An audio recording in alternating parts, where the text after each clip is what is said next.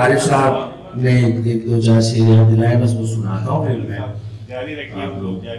कि मैंने ऐ दिल तुझे सीने से लगाया हुआ है, मैंने ऐ दिल तुझे सीने से लगाया हुआ है, और तू है कि मेरी जान को आया हुआ है।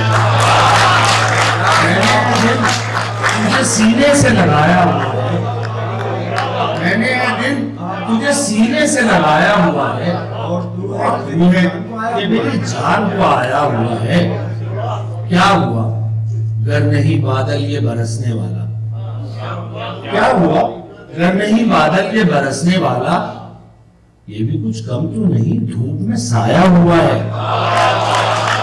क्या हुआ गर नहीं बादल ये बरसने वाला, ये भी कुछ कम तो नहीं धूप में साया हुआ है।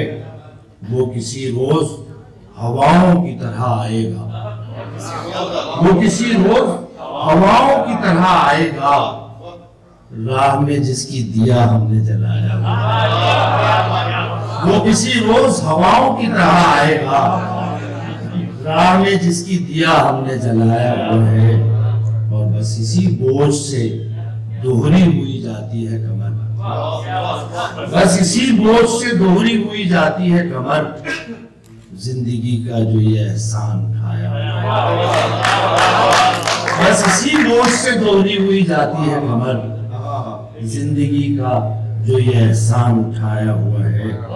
राह चलती हुई इस राह गुजर पर अजमल, राह चलती हुई इस राह गुजर पर अजमल, हम समझते हैं कदम हमने जमाया हुआ है।